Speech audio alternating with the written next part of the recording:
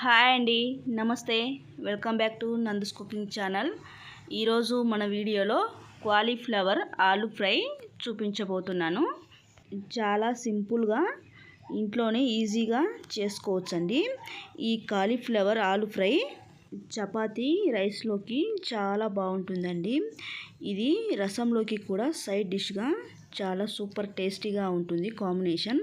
ఇందులోకి తక్కువ మసాలాలు యాడ్ చేసి సింపుల్గా ఈజీగా ఇంట్లోనే చేసుకోవచ్చండి. చాలా బాగుంటుంది.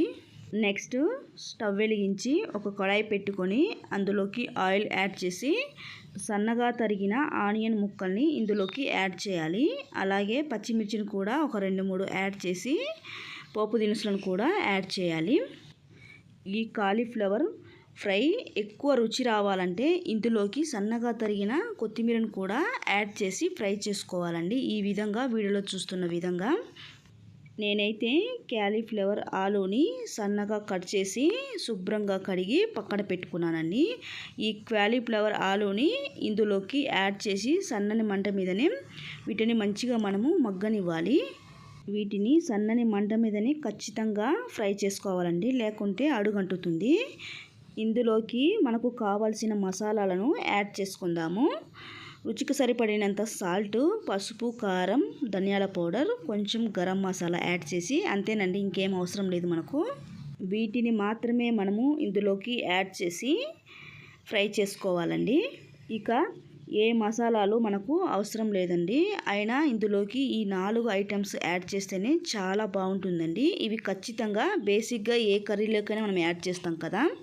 ఈ మసాలాలు బాగా కర్రీకి కలిసేలాగా కలిపి మనం మంచిగా ఫ్రై చేసుకోవాలి. ఈ మసాలాలు ఎప్పుడైతే ఈ కర్రీలోకి కలుస్తాయో అప్పుడే టేస్ట్ మాత్రం చాలా బాగుంటుంది.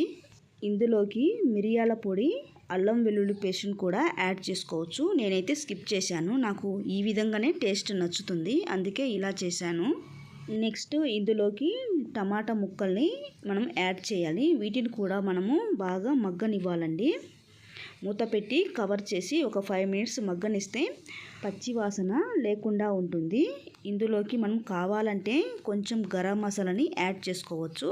నేనైతే కొంచెం గరం మసాలాను కూడా ఇందులోకి యాడ్ చేస్తున్నాను. ఈ గరం మసాలాను కూడా మనము యాడ్ చేసి మరో ఒక 5 మినిట్స్ మనము కుక్ చేసుకోవాలండి. ఈ ఫ్లేవర్ కోసం ఈ మసాలాలు కర్రీకి పట్టేలాగా మరో ఒక 5 మినిట్స్ మనము ఫ్రై చేసుకోవాలి.